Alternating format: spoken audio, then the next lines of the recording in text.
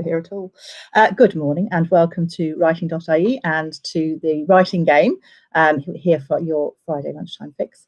We have, and I'm trying not to frighten anybody this time. I went live yesterday doing 6 minutes of story and freaked a whole load of people out, but it's definitely us this time. It's definitely Simon Trewin, and we have the amazing Jeremy Dyson with us.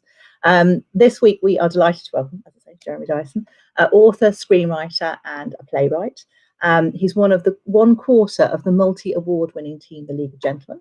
He's the co-creator of the BAFTA-nominated TV series Funland, and author of 2 collections of short stories and a novel, What Happens Now. And he's also the co-creator with Andy Nyman of the successful play and film Ghost Stories, and has also adapted some of Roald Dahl's tales for the unexpected for the stage. And as you can tell, I read that out because there's no way I could remember all of that. So I'm going to bring Simon in now, and I can see people joining us from all over the world, which is fantastic. We appear to be in the right place. Here's Mr. Trewin coming in now.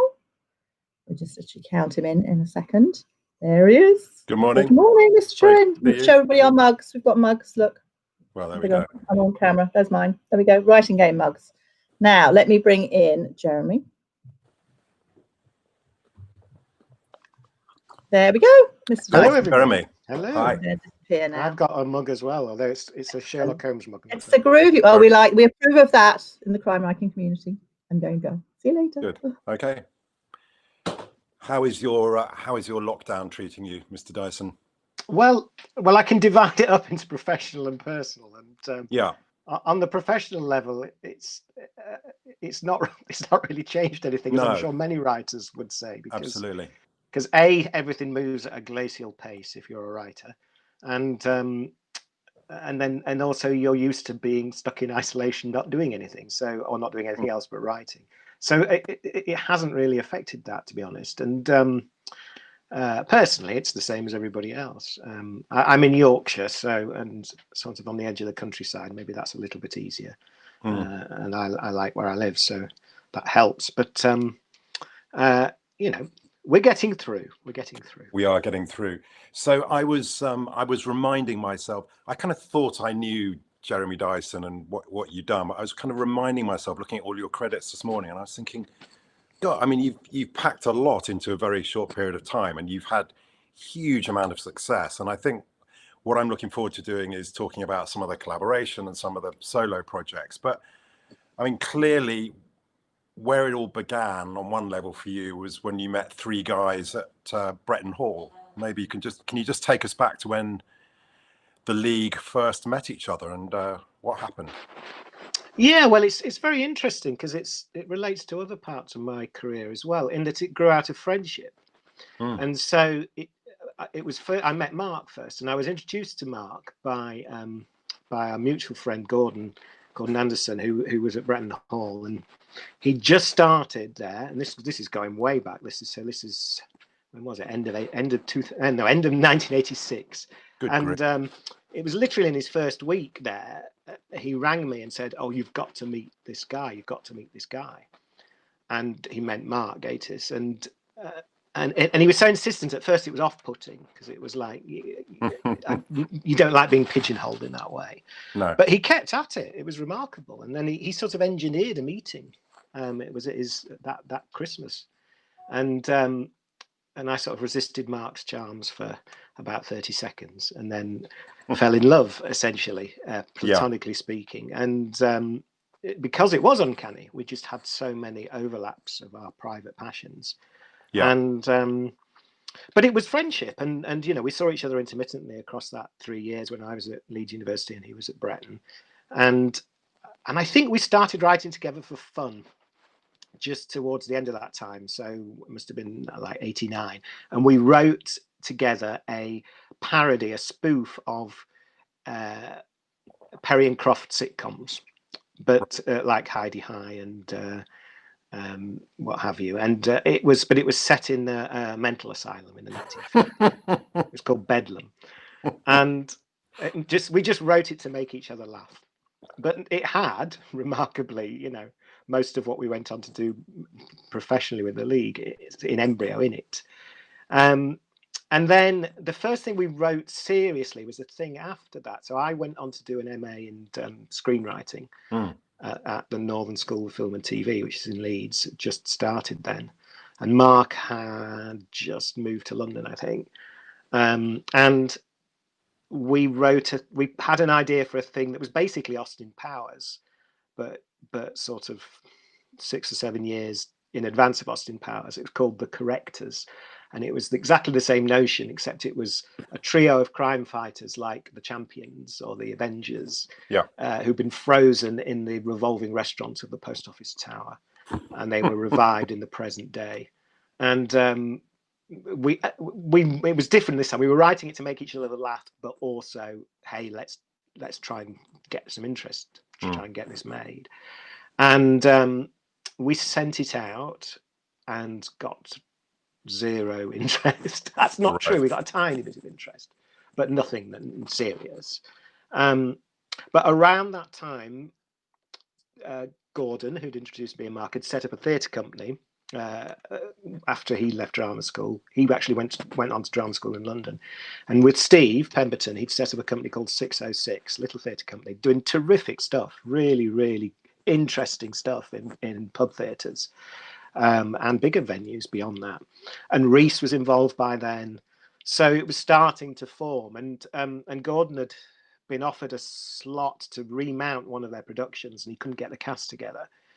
And it was in a little festival it was the Cockpit Theatre, what is now the Soho Theatre, but it wasn't. Soho, it wasn't in Soho then. It was in Edgware, and he said, "Oh, why don't you all? You should all work together," because we'd all been doing things in different combinations. I've been writing with Mark. Steve and Reese had been writing together, doing one-act plays. I think Mark had written with Steve. We'd experimented with different combinations. And Gordon said, you should pool your resources, and that's what we did. And we put on a sketch show, which we started writing in the summer of 1994, and the show went on just after Christmas for 5 nights, a run of 5 nights at the Cockpit Theatre. It was called This Is It.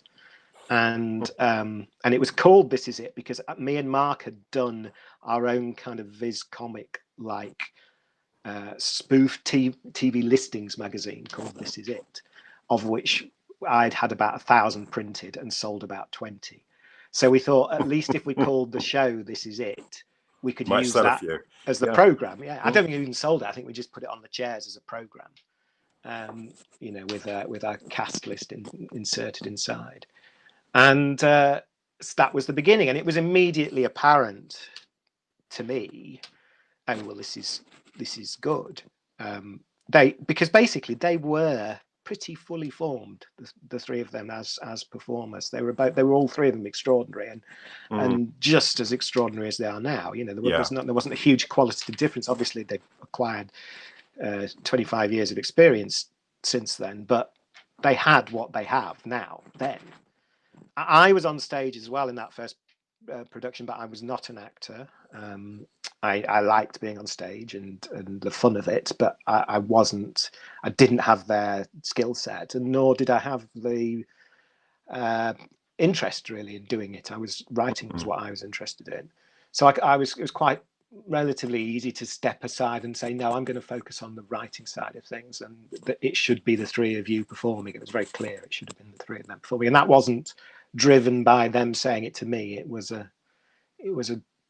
just obvious that was how it should, how we should organize it.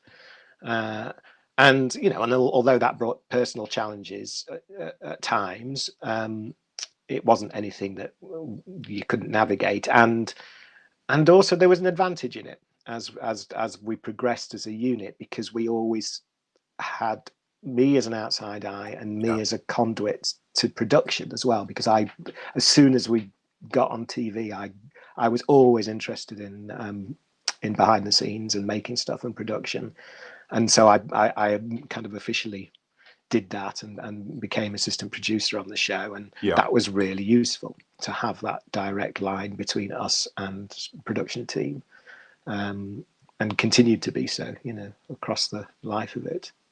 I mean, I suppose a lot of parallels were brought about the League and Monty Python, or elements of that kind of dark, absurd comedy. And I suppose, Terry Gilliam had that kind of ability to not really be in it, but to be very much part of it, didn't he? Looking in, and I'm sure that's absolutely crucial. But how did you write as a team? Because I think that's something that, looking in from the outside, I don't really understand how four people collectively write anything. Well, initially it broke down into two pairs, with me writing with Mark and Steve writing with Reese, and that was already established. And also Steve and Reese were living together. You know, they shared a flat together, so that was very natural. And we would and then we would listen to each other's stuff. You know, we'd come together at regular intervals and read out whatever each person had written. And it sort of began like that. And then as it went on, I sort of felt, I've said this elsewhere, because of that, because I wasn't on screen, I sort of slightly neurotically felt I had to pedal harder, I guess you might say. And so started writing stuff on my own. It wasn't entirely coming from a negative place either. There was a positive side to it too. I was always wanting to challenge and push myself a bit. So it was a combination of writing with Mark and writing some stuff on my own. And one of the, I've said this elsewhere as well, one of the great things about collaborating is I came across this quote from an interview I kept with Leonard Cohen that was in the Sunday Observer magazine about 25 years ago, talking about his time as a Zen monk. And he said one of the things about the monks in the monastery is that they polish each other like pebbles in a bag. Beautiful phrase. And I thought that's exactly what it was like working together, because they were all so brilliant as writers as well as performers, but speaking of the writing now, but it raised your own game, because it had to, you know, you had to be absolutely playing your best game to keep up.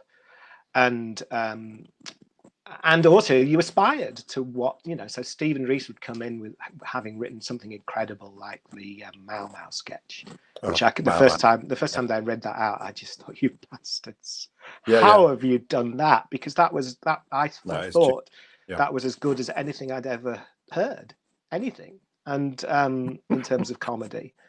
And so, you know, to be in that company, and then it made you think, well, how can I do my version of that?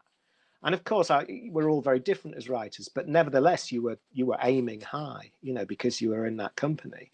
And it definitely brought stuff out of me that I don't think I'd have accessed if I hadn't been in that company. When you watch some of the early episodes, are you acutely aware of who wrote what, or how the pebbles and the polishing amalgamated it? Well, it blurs, because also the other thing we were collectively aware of is it's also four legs of a table, and there's lots of it that you can't understand in terms of how it's working, you know, what's going on between the four of you, and we honored that. And the thing I was kind of most grateful for from them is, you know, it could easily have gone away where it was the three of them and I disappeared, and that wasn't in my control really to do anything about that. And they never did that. They were always, you know, impeccably respectful of it was the four of us. When it was interviews, when we spoke about it, it was the four of us. And, you know, however it was perceived of outside, it didn't matter to me. It only mattered to me that I heard them say that. And I did again and again and again, and I still do now. And I can't tell you how much that means to me. I mean, I think, to me, from the outside looking in, it's a table with four legs, the league, isn't it? Take one of them away and it would fall off. And you've all kind of worked. I mean, I was thinking about this sort of comedy map of Great Britain and thinking you've all kind of worked with each other in various configurations, which is, you know, that's wonderful for people out there to see, because it shows there's obviously you talked about falling in love in a platonic way with Mark, but there's clearly there's this wonderful kind of fraternal love between you all, isn't there? And well, that's true, without getting gushy about it. And do get gushy, please. You know. But when we came back together, you know, 3 years ago as a group to do the specials and then did the tour the year after, that's what we felt. We felt unbelievably fortunate to have that in our lives, and it was very emotional. It was a wonderful thing. And I mean, as it says, you'll never leave. In a way, you'll never leave the league. I mean, you are all part of it, aren't you? Yeah, and also what was interesting was, you know, when the first run, which kind of came to a natural end end of 2005 with that second tour, we felt we'd done everything there was to do. So there wasn't any acrimony there. It was merely that we'd sort of been doing it for 10 years and we'd completed whatever it was that we had to do. And we'd also definitely felt we'd sort of exhausted Royce and Vasey and creatively what was in there at that moment in time. So then what was extraordinary was when we came back to it, you know, having been away from it for 12 years, it was the complete opposite. And it was, I think I said at the time, it was like turning on a tap. Suddenly, it just did itself. It was extraordinary. You know, you couldn't, it just poured out it was the most wonderful thing, this world you'd created and left, to come back, and it was so alive that the characters just told you what they'd been, where they were and what they'd been up to, which creatively is, you know, was about as exciting as it gets. To have that experience and to feel it happening and be part of it happening. And then it was a double thing, because then taking it out on tour, we genuinely had no idea, A, how the tour was going to sell, and B, really, well, you hope, but you don't know. We've been round the block enough, all four of us, with various projects, to know you take nothing for granted in this business at all, never. So no, genuinely, that's not false modesty. You put it on sale and you don't know. You know, we hadn't toured for 12 years, and but the thing was, it was the fact that the audience felt the same way we did. Yes. You know, that they'd come with it and it had stayed alive for them in that time, and that was just lovely. That was so lovely.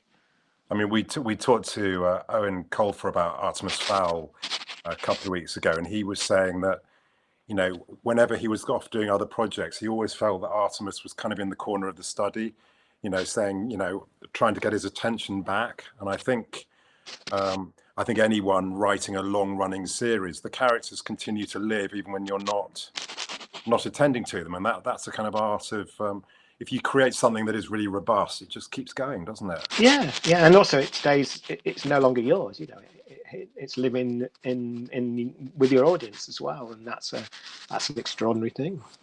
I mean, I suppose that there's a real difference between, you know, you create something, you know, when you go out on tour, there are going to be people in the audience, you know, dressed as characters that you created, wearing T-shirts saying precious things, or, you know, local people or whatever it might be. It's a very, very different experience to writing on your own in a room, isn't it? Now, you know, I'm fascinated that you had that amazing collaborative experience, but you also went off and wrote, as I know well, you know, 2 collections of short stories and a novel. And how does that experience sort of differ? Because, you know, at that point, you're never going to watch someone reading your book, are you? It's very different to watching someone. You can't test anything against an audience, can you? No, although weirdly, the writing the stories predated writing with Mark Stephen Rees, and you know, that was the first. But that was my first decision to write and to become a writer, was through writing short stories. Right. And one of the first things I did, well, with them, weirdly, it seems very weird to me now, is I used to read them out to people. Okay. You know, I used to have people would come round and I'd say, "Do you want to hear one of my stories?" Which seems absurd that I did that, because that's not really who I am, and or at least I didn't think it was. And yet that was a very natural thing to do, and I'd always test a story by reading it. So even then, I obviously had a craving for a live audience, and I always imagine a reader, and often it's a friend. Or, you know, it'll be Mark would like this, or Reese, or Andy, or whoever. So it is always for someone, I think, or even if it's for me in my imagination as a reader, you know, it might be at the bottom as well. And when you I see you've missed the Haunted Book off there. There's another book as well. I know there is. I know. We'll probably get that as well. Just, you know, can't resist saying that. No, I mean, I was. Oh, there we go. There it is. So that the horror. Oh, sorry, Sam, you've gone silent. Have I? Can you hear me? We can hear you. Okay. Can you hear me? Oh, hello. I can't hear you now.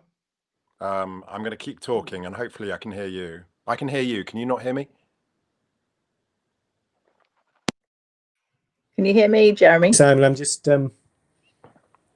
we've got a technical hitch here. Okay. Yeah, don't worry. Can you He needs to pop out and come back in. Can you hear either of us? No. Okay. Hello, hello. Yeah, just needs to pop out and come back in again. Can you just text him, perhaps, Simon? Yeah, I will do. This is such a great platform. I know. Yeah, you just need to go out and come back. So hopefully Jeremy will go and then come back. Oh, excellent. Your sign language worked here. Well, I'll Yeah. stay here for a minute until he comes back.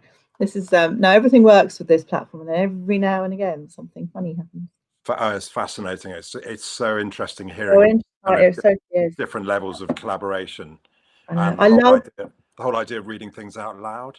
Yeah, definitely. And I love the fact that they started writing to just to amuse themselves. Yeah, well, that's you've got there to write yourself to begin with, haven't you? Yeah.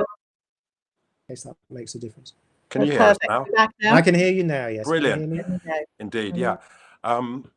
Yeah, I was just going to say that the horror and supernatural writer Robert Aikman, who I know has been an influence to you, I found this great quote from the writer Mike Ashley about Aikman, and it said he wrote what and how he wanted for expression and not for popularity, which I think is if anyone who is aware of his work will absolutely agree that clearly he wasn't writing to be a populist writer. But when you were writing those short stories, were you just writing something that you couldn't bear the thought of not getting on paper, or were you writing them to be published? Oh no, I was inspired by Aikman, and right. There's Aikman and Ramsey Campbell, they were the two. Okay. With a dash of Dahl's short stories as well, I think. And there's a thing that Peter Straub says about Aikman that's in one of the introductions to the collections. There's something about Aikman's writing is so extraordinary and so singular. There's an act of self-acceptance about it that's shocking, right? Because he dared to be so strange, and yet there's nothing arbitrary in that strangeness. It's brilliant. It's like a dream on paper, and so that was one pole of what I was aiming for. But at the same time, I loved Dahl's accessibility. Yeah, and I loved the fact that it was that anyone could have picked up those Dahl collections and enjoyed those stories. And I was always suspicious of what might be described as pretentiousness or willful obscurity, which is odd because people might think that about Aikman, but I don't think he was obscure. I think he was just acutely personal.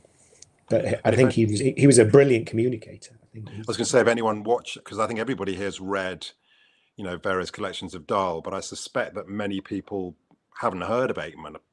But if you could recommend anyone to go off and their first exposure to Aikman, what would it?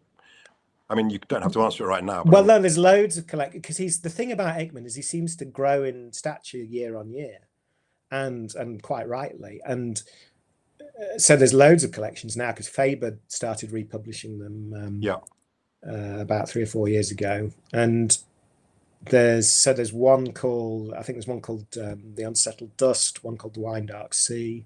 I think and Cold Hand in Mind's probably is probably a good one to start with. Okay. I think we'll come back to Dahl in a minute, but I'm interested in, we've talked a little bit about writing on your own and collaborating, but you've also made a very important part of your career is adapting other people's work. And I was present at the Barbican for a kind of, one night only extraordinary adaptation, which you did with Toby Talbot. Yeah, indeed. Of which Aikman story was it? Same dog. Was it? The Same Dog. It's the Same Dog, yeah. Yeah, which is in Cold Hand in Mind, yeah.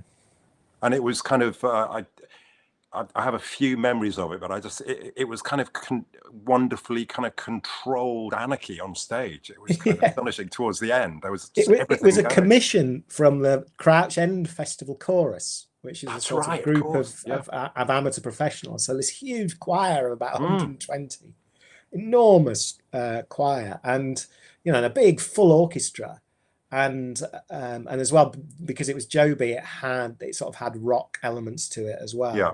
as his music often does. And so it was like, I suppose it was harking a little bit back to Jeff Wayne and that kind of thing too. I mean, it was mad. It was insane that we attempted it, and B, how it came out. And tellingly, you know, Joby had set to record it and something went wrong. There was a glitch. So there's not even a recording of it. And it's never been performed again because it's very hard to assemble a choir of 120. But when you're, obviously Aikman is a huge hero of yours, and then you're approaching his work to adapt it for another medium, do you have to kind of stop yourself being too respectful and realizing that you are having to take it and put it into another medium? How does it work?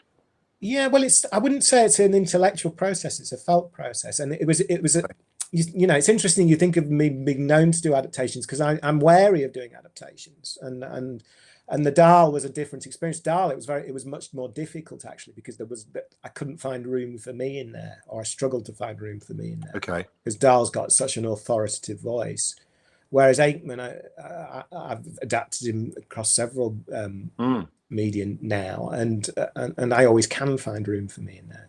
And whether that's just because I've got a very personal relationship with that material for whatever reason, I don't know. It's mysterious. Again, it's mysterious. Yeah, I mean, I think I remember discovering Dahl's short stories when I was probably 12 or 13, and kind of finding, you know, what is called Switch Bitch on the shelf, and thinking, oh, that looks a bit naughty, and kind of enjoying it. But they're really, really dark, but incredibly accessible, aren't they? I mean, yes. Yeah, he was writing for general readership, and they're kind of about incest and leprosy, and you know, it's all in there, isn't it? Yes. And I can absolutely see how that could inspire. You know, it definitely ends up inspiring work that you've done down the line, because if you're known for anything, there is a darkness to whatever you do, isn't there? You bring a darkness of humanity, if you like, to your comedy. Yeah, that's true. But there's the other thing with Dahl is he was just a brilliant technician, and I don't mean that in a negative way. No, I just mean the craft of those stories, and how they shut like traps at the end, often in the final sentence. And Aikman's stories will do that too, as will Ramsey Campbell's. I think that's the thing the three of those have in common, is I've always admired that sort of beautiful structure, and have tried to emulate it to a greater or lesser degree when I write my own short stories.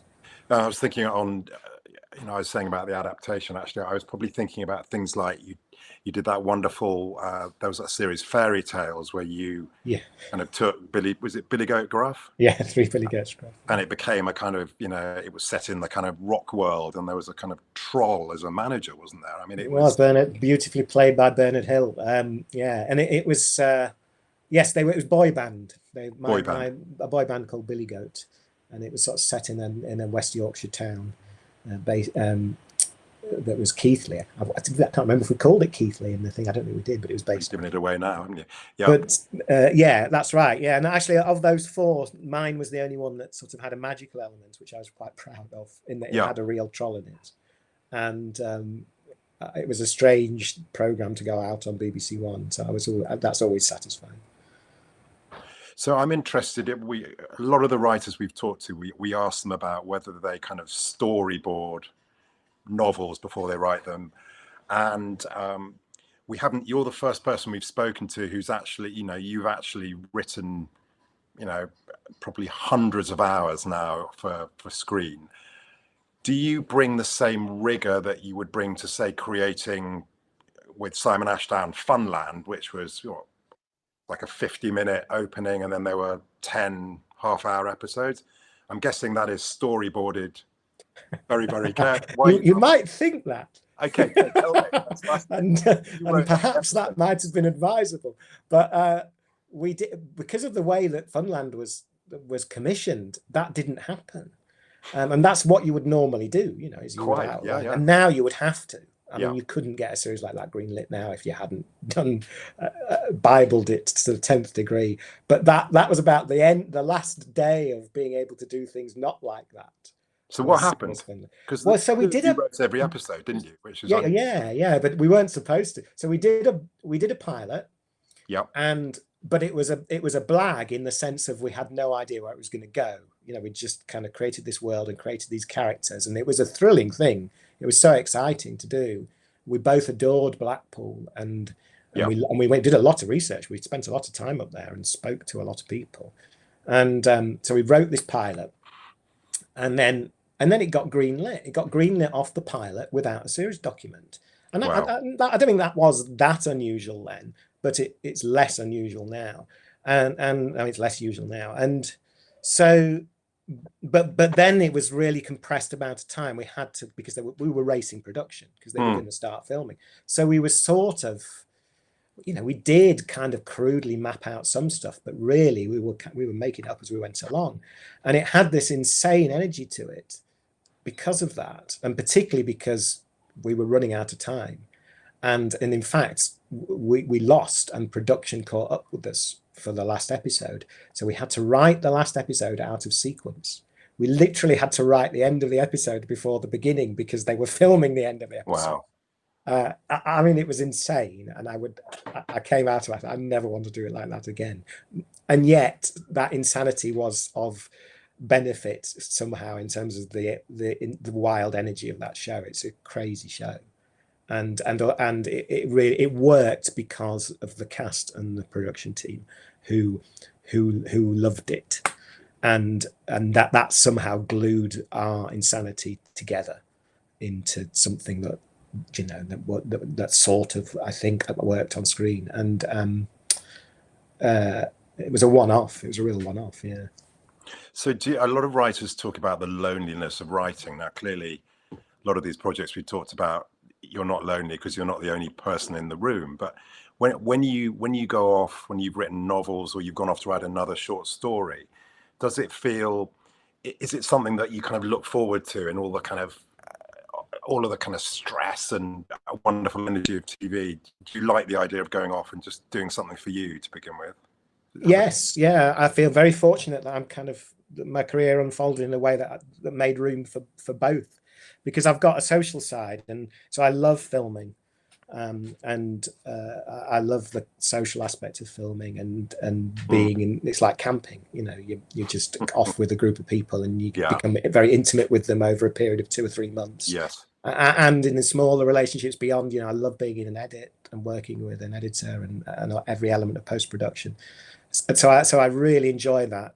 And yet, as I get into the tail end of that, then I'm always thinking, oh, I'm looking forward to just being on my own in the shed and now doing some writing. So for me, one is a perfect complement to the other. I think if I was doing exclusively one or exclusively the other, I'd be less happy with it. So I feel very fortunate that I'm able to mix both elements together. And when you're writing fiction, do you, or even, you know, any kind of writing, do you set yourself a kind of daily rate of what you're going to do? Arbitrary goals. That's the only way to do it. Okay. And so I discovered this quite early on, I think, not to be too ambitious personally, but little and often is much better. Yeah. For me, it's horses for courses, so there's no one way. No. But for me, it worked. So at 600 words a day is my usual with prose. And I found Scrivener really useful for that as an app, because it's got that little goal counter that you press Command and Shift and T, and this little box comes up that tells you how many words you've done on a daily session, and it resets every day. Okay. It's just automatic, because of course you can do that in Word, but you have to. There's 3 more stages in doing it. Whereas just doing that, I find it's quite easy to nibble away at something. That's my arbitrary goals for prose is completely. And the other one I've got, which I actually use for scripts, is egg timers. So I've got egg timers of different sizes. I've got a sort of 15-minute one and a 20-minute one and a 5-minute one, and you know, so doing, which is I think it's called the Pomodoro Technique. There's a book that describes that version of it, but it's the same thing. It's another arbitrary goal. And that seems to be very effective, in terms of bypassing the blocks that can get in the way. Yeah, I mean, I think we talked to Joanne Harris a few weeks ago, and I think she says sort of 500 words, and then she kind of feels she's in credit if she does 600. Yeah, It feels good. yeah. She must be on a similar in a clock to me, because that's how I feel. Yeah. And do you start the next day by kind of re-editing yesterday's? I used to do that. I think the Never Trust a Rabbit stories, that was my process. But now I tend to keep going and then go back and edit all in one block rather than editing the days before. So I've sort of switched slightly to accumulating the pages, and then because the thing is, once you've got the lump of clay, the editing is fun. That's the fun bit. It's the generating the clay that's the effort. So I mean, you talked about the enjoyment of being in the edit suite for film. Do you have a similar? Do you enjoy the editorial process with fiction in the same way? I mean, obviously, you're not in the room with the editor, are you? It's remarkably similar, actually. You know, there's this thing that you say in film and TV about when you're watching your first assembly. It's brutal. Yeah, right. It's a brutal experience. It's crushing to watch a first assembly of anything because it seems so shit. And certainly when I did What Happens Now, which was, first novel length book. Yeah. That was the experience of reading back the first draft. Obviously, it's longer. It takes, so it's in slower motion. It takes longer to read back, 300 pages or whatever than watching a 100-minute cut of something. But it's the same feeling. So the process is the same. It's just paced differently. Yeah. I'm just laughing because it says a beautiful Chinese box of a novel. Like, did it feel like that when you were reading it back? Not the first draft. I don't know the way in.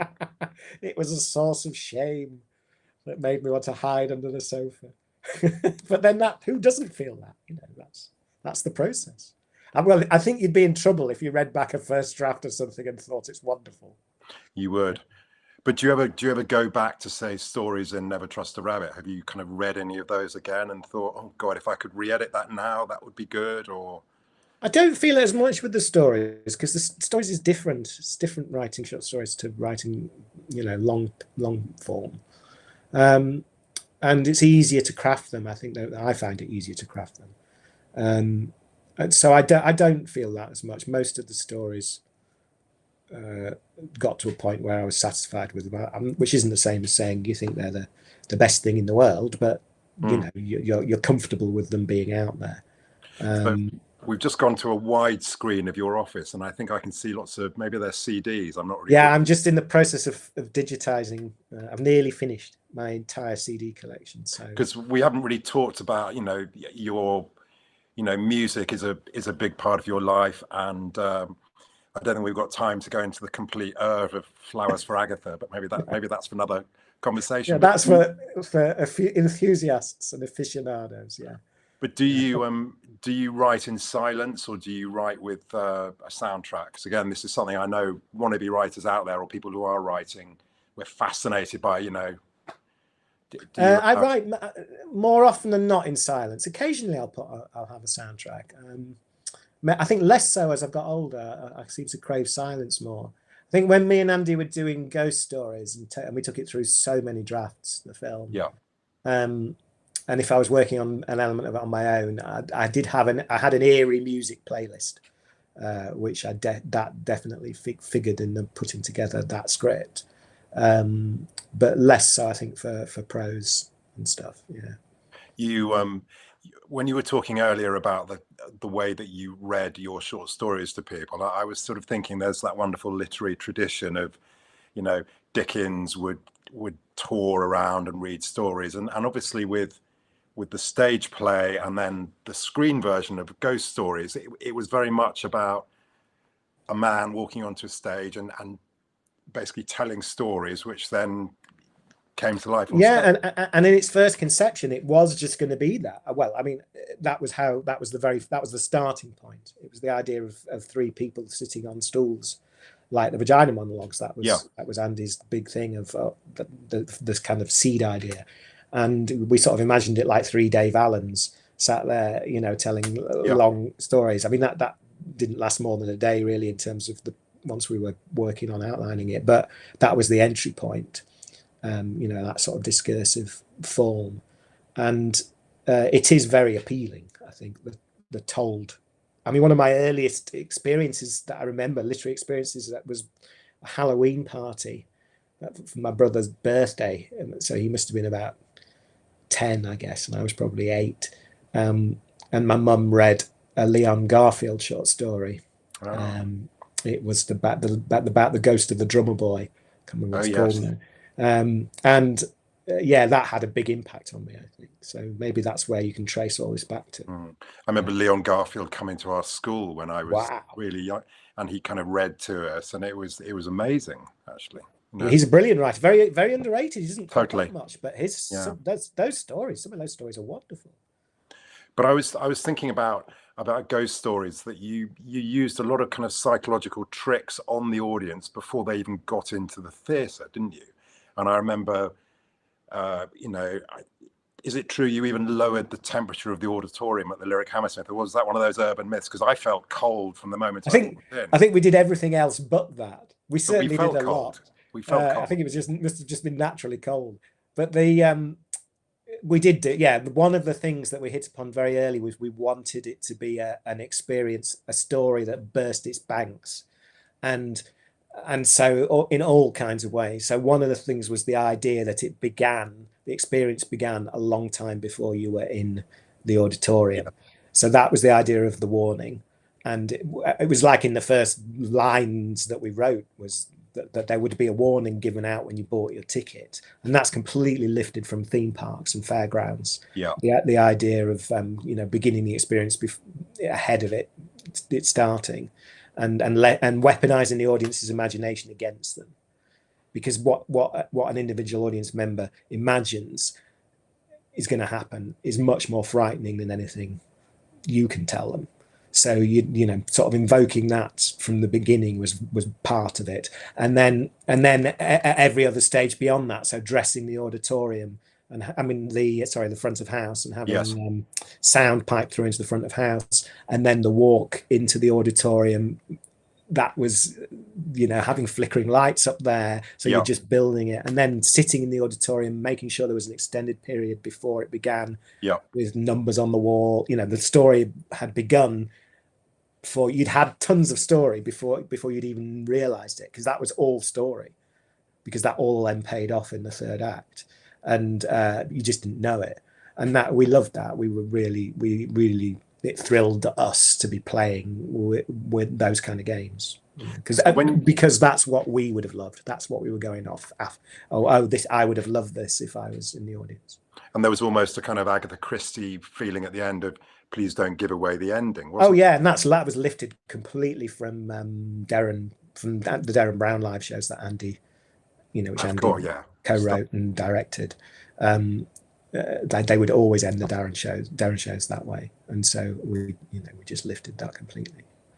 I mean, I think a lot of people who write, they feel kind of set free by the fact there are no rules when they're writing a book, and they don't have to worry about, you know, is there going to be an interval, or is this film going to be the right length to be, you know, have a theatrical exhibition. But do you feel when you're writing something on the page to be read as a book, do you feel kind of constricted by that? Because clearly you can't bring all those tricks that. No, I don't feel constricted, because I love the purity of it. Yeah. And I had a phase actually of thinking, oh, wouldn't it be fun to consciously bring some of those tricks to the page, you know? And certainly when I was younger, I loved when postmodernism started to become quite fashionable in the late 80s. Yeah. And you know, New York Trilogy and things like that would play typographical games. That was quite fashionable when I was an undergraduate.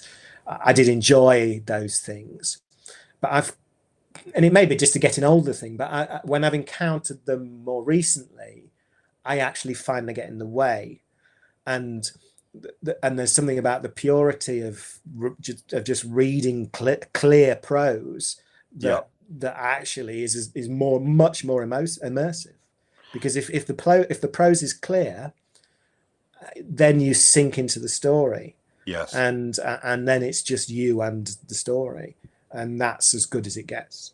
Yeah, I mean, I think for me, when when something's catching fire for me, it's when I forget I'm reading a book, and Yeah. I think totally see what you're saying. And when you get to that point in a narrative where it's completely got you, and you just cannot wait to get back to the book because you have to know what's going to happen. That I'm a junkie for that. I think that's as good as it gets. I love narrative, so I know that different writers will feel differently about that. But for me, it's not that narrative is everything, but if you haven't got it, then I'm not interested in the other stuff that you might have personally. But that's so when we were talking to Sophie Hannah a few weeks ago about, she's done some Agatha Christie continuation novels and her own. She was saying that she was very much a plot-driven author, and that her characters just bloody well did what she told them to do because they were there to serve the plot. And then when we were talking to, I think, Kit DeWall, she was talking almost completely the other way, that it was about you create your characters and then they take you somewhere. And do you have a kind of what's your way of thinking about character? Well, I think character is plot, which is a cliched idea. I think the two are bound up together, and certainly if it's cheated, if you've made a character do something to serve a plot, then that's not going to work. No, that's not going to wash with anyone. So there's a lot of craft in it, I think, and certainly on screen in terms of screenwriting, it's a huge amount of craft. It's very different screenwriting, narrative and screenwriting, I think, to narrative in prose. It's very technical, and it's unbelievably difficult. And I think it always infuriates me that I remember there was a Martin Amis short story which was an inversion gag about poets being the highest paid writers in the world, and screenwriters were essentially had the status of poets and published their screenplays in little short run fanzines and things, and I think that it's so, no apologies to Martin Amis, but I think it's such an arrogant view. It's the opposite of the truth. To write a good screenplay, a really good screenplay, is the most difficult literary format there is, I think, simply because you don't have interior monologue, and also because you can't really have it doesn't really work to have a narrator. It's very few exceptions, and also the thing of drama and the difference between theatre and screenwriting. In theatre, there's a lot of wriggle room because the audience has to complete what they see. It's more poetic, but screenwriting is so literal. You're showing exactly what you write on the page is going to be shown exactly. There's nowhere to hide. And so all of those things make it much more demanding technically, I think, to tell a good story where character and plot are balanced. So I don't mean to tell them, I mean to do it well, to do the kind of films that we admire. And we're spoiled rotten, I think, in that even a film that's classed as mediocre is a lot better than you realize, and how you know that is occasionally you're brought up short when you very occasionally a really not good one will sneak through the cracks, and then suddenly you become aware of how good even a mediocre piece of screenwriting is. I mean, I'm always astonished at the economy of screenwriting, because I mean that there aren't many words on the page, are there, compared to a novel? No, and there's all those brilliant examples that you'll get if you read the screenwriting guides about that great one about subtext. The illustration is always a silent scene with a middle-aged couple in a lift, and a beautiful young woman walks in, and the middle-aged man takes off his hat, and that's the scene, because it tells you so much about that couple and just without a word being said. And it's a beautiful example of and to achieve the same effect in a novel, it's going to take a lot. You're going to have to do a lot more building, are you? Yeah, because obviously in the film you have the actor's performance that gives you that completes it for you, but you have to give the actor the raw material. So a screenplay is always a blueprint. Of course, it's not a finished thing. It's something that is going to be completed by other hands, or at least yourself and other hands if you're a writer-director, not least the actors. And you are collaborating with them ultimately. Yeah. So when you're writing when you're writing for someone or with someone, and you know who is going to be in the film or TV show, whatever it is, I imagine that they are in your mind constantly. You're thinking, you know, what is that actor going to bring to that scene? But when you're writing a novel, do you visualize your characters? Do you kind of know that, you know, you talked earlier about, you know, Bernard Hill or something. Are you kind of writing a scene thinking, this is a kind of I can imagine Bernard playing this, even though it's a novel? Does that help you? I tend to, I think if it's prose, if it's a novel or short story, it's a felt thing. Yes. So yes, I don't imagine like an actor say, or even necessarily a real person. It's more about it's a feeling of who that person is. That might have its parallel in how you feel about real people. But character is a felt thing. Yeah, I think for me when I'm writing prose, it's a sort of inner lump for each character that you can access. So there was a question here from Panty who's saying, he says, as a resident of a small Yorkshire, Lancashire border town, I'm interested to know if you decided not to move to London in order to keep your day-to-day a little more gothic. Well, I did move to London. I mean, for all the time we were doing the league, I was in London, as we all were. I didn't return from London until just the time when we stopped doing the league. That was when I returned, because it coincided with having our first baby. So, but definitely, I think I do prefer being up here for that. Yeah. I think I like having my roots in that soil, definitely. And you're about to start, and I don't know, we're not going to go into huge detail about it, but you're about to start working collaboratively on a work of fiction, you know, on a novel, and that's the first time I think you've written prose together with someone. Yes. Yeah, this is with Andy Nyman of Ghost Stories. That's right. Yes. I mean, it's not the first time, of course, I've written comic prose together, because we actually did quite a bit of comic prose in the days of the league, and we did write some books, of course. We did a local book for local people, which is a good old-fashioned comedy book, which we great delight in. But you know, predating that, the magazine This Is It that I started off talking about. Yeah. Have you still got copies of that, by the way? There are a few copies of that. Yeah, fascinating. Squirreled away. That you know, I wrote that with Mark, and so it's not so different, to be honest. What's the process? Will you write you'll write alternate chapters, send them to each other, and you'll each other's work? As we did with you know, there's all kinds of ways. There's no one way. I mean, certainly because also me and Andy are just finishing a second draft of another film at the moment, and you know, that's been through.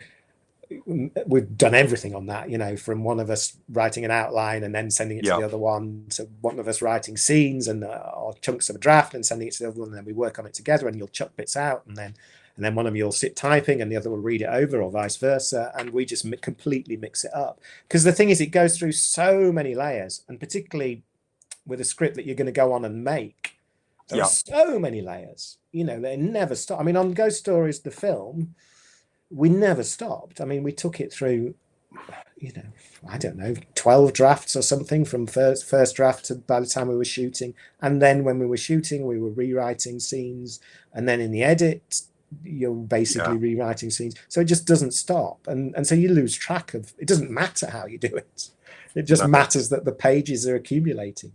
I mean, somebody likened the creative process to a kind of woodworking analogy. At the beginning, you're kind of using a saw and like chopping a tree up, and by the end of it, you're going down to lighter and lighter degrees of sandpaper, and you're just taking off tiny bits of dust by the end, but it makes a difference. And then you're God, I mean, the tiniest bit of dust can make the hugest difference. I mean, here's a good one. Lovely Nigel Heath, who's a brilliant sound mixer, does Downton Abbey. As one of the things he used to do regularly, and he said they had this little trick they did with Maggie. Whenever Maggie Smith had a comic line, that naturally you would put a touch of reverb on every actor's voice to sit them in the room, so it felt like they were in a room. When Maggie Smith had a comic line, they would take the reverb off. Wow. And it just somehow made it funnier. I mean, all that, it's full of black arts like that, and you know, and prose writing is too. Do you? This is we're amazingly running out of time, but I was going to say, do you ever suffer from a writer's block, and do you have a kind of, do you go for a walk or put the kettle on, or what do you do that unlocks it? Well, I think one of the best cures for writer's block is to be a professional writer. I think that's, because then it's not an option. If it's your living, you know, it's really not an option. And also, you often find the thing when you're blocked, it's just because you don't know what's going to happen next. And so, I actually, seriously, one of the little tricks I've got is I've done a questionnaire that I use certainly when I'm doing screenwriting, which is a set of questions about the scene that's derived from David Mamet's principles of that brilliant memo that he wrote when he was to his writing team when he was executing on a show called The Unit. And if you search up online, you can find it. I will find that, and we'll put a link up for it. Yeah. And so it's just basic questions: who wants what, that kind of thing. And that's when I get stuck. That's what it is. It's just I don't know what, I've lost track of what's going to happen, and what needs to happen. So if you're storyboarding something that you're writing an episode, even though not Funland, because clearly that was no, but everything else. Funland was the exception that proved the rule. I mean, taking like Killing Eve, that when I did the episode in the second series of Killing Eve, that was outlined. And the outline went through many drafts because it had to be, because it was part of a bigger whole. Obviously you can't have autonomy when you're writing an episode of something that is written by a number of writers, but that has to fit into your storyline. So it's just, you have to outline, and I wouldn't dream of beginning a script without having it outlined. It wouldn't be I can't see how you could do it now. I mean, and even I joke about Funland, but even in Funland, we obviously had a sense of where we were going. But I suppose there's that thing, as you say, you're kind of you were filming out of sequence then, so you at the very end, yes. But I don't recommend it. No. Do you write in sequence? Because again, I think it was one of our interviews. Somebody said that they storyboard the book to such an extent that they can kind of come in one day and go, I feel like writing the party scene today, and then they'll write that, and then they'll do something else, which is like filmmaking. You don't film chronologically, but do you write your novel from beginning to end? Novel would be slightly different, actually. I could see that, and so what happens now, I did write it, the drafts were in order, but then there was lots of, chopping things up and moving things around. And so I can see how you would do that out of sequence. Script, I wouldn't write out of sequence unless there was unless you decided you were going to move things around, because it's a linear form. But I do believe you do go from non-linear to linear. So like when you're in the writer's room, say, on a show like Killing Eve or whatever, you would, you have several weeks of a group of writers sitting together and they're throwing ideas around, and then you are hopping around from different parts of the story. But once you get to that next stage, which is organizing it into a story, then it's linear. With something like Killing Eve, where you're coming in on the second season, I think you said, is that do you kind of watch everything that's happened up until that in multiple detail, or is it kind of? I think this has to be a quick answer, but no, don't worry. Just keep going. I'm loving it. Well, what was interesting with Killing Eve is when I came on board, because I got invited to come on board on the first series, and I couldn't because we were doing ghost stories, and then I got invited again, re-invited on the second series, but it hadn't been on, so it didn't have a reputation other than Phoebe was involved, and they only had rough cuts. So, but before I had the rough cuts, I came on board because of the scripts. The scripts were just terrific. I got sent a massive pile of the episodes, and you just went like that through them. It was because those two characters were just so brilliant, Yeah. And it was only really as we were going into that, as I was coming into those writers' rooms, that they started to have rough cuts of the first series. Right. And then we watched those rough cuts, but you knew what the story was from the scripts. Yeah. So which episode did you write on Killing Eve? What did it end up as? Episode 6, I think. I think it's called "I Hope You Like Missionary," and it was a hugely collaborative process, because you start in the writers' room, and then by then Emerald Fennell, who's a genius and was just brilliant. She was promoted to showrunner, and then and it was her job to kind of organize everything. So you were collaborating with Emerald in terms of making it all line up, and making sure it had a consistent voice. It was a thrilling show to be part of. It was so exciting, and to be on, because we were writing that as it hit. And so that was just, unbelievable good luck from my point of view in terms of having that experience. Yeah. So what's the next Dyson solo or collaborative project we're going to see on television that you're? That's a good question. It's a race to the finish line, and I don't know what'll be next. I don't know which one will make it first. Me and Andy we're at quite advanced stage with the next film script. Yeah. We're just finishing second draft. We've also written another play. But obviously, who knows where we're going to be with theatres opening. As soon as theatres reopen again, we're going to try and get that on. And TV wise, I've got a number of projects in various stages. So I don't know which of those will make it to the to the real world first. But whichever one of them does, I'm very fortunate, because all the ones I love them all. They're all very different. I've got quite a broad slate of stuff, and I shall be very happy if any one of them brilliant gets over the line. Good. Well, I can see from all of the comments and things. Thank you so much, because this has been, fantastic. Yeah, absolutely fantastic. Thank you for being so generous with your time, and also my pleasure, and opening up in the way, a lot of writers kind of don't want to talk about process, but this has been amazing. So thank you so much. Really loved it. Your enthusiasm comes through, that energy that you obviously bring to a script, and the collaborative energy, but also your own energy it's come through so clearly. It's fantastic. I hope you'll give everybody a good jizz up and get them all writing too. Well, yes.